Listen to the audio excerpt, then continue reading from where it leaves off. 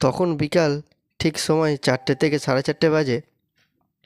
আর আমি এসে দেখি কলওয়ালা কল ঠিক করতে এসেছে।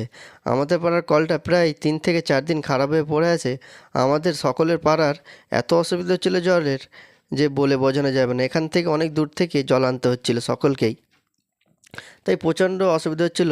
আর কলওয়ালাদেরকে অফুরন্ত ফোন করা হচ্ছিল তাড়াতাড়ি আসার জন্য। আর ওনাদেরও এখন গরমকাল, প্রচণ্ড কলের কাজের চাপ, সেই জন্য আসতে খুব লেট হচ্ছিল। 2-3 দিন পর এসে কাকারা ঘুরে গিয়েছিল, কোনটা খারাপ হয়ে গিয়েছিল দেখে গিয়েছিল।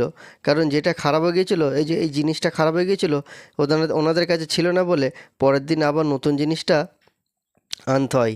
এই জিনিসটার দাম প্রায় 5 থেকে 6 হাজার টাকা। সেই জন্য একদিন সময় লেগে গেছিলো। আর কাকারা পরের দিন এসে তাড়াতাড়ি করে কলটা ঠিক করছিল। কাকারা যখনই আসে দুজন মিলে আসে। অবশেষে কাকা যেমন আগের মতো কলটা ছিল তেমনই করে দিল।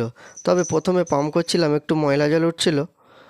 তারপরে যেমন আগের মতো জল ওঠে তেমনই উঠছে। আর আমি আমার ভিডিওটা এখানেই শেষ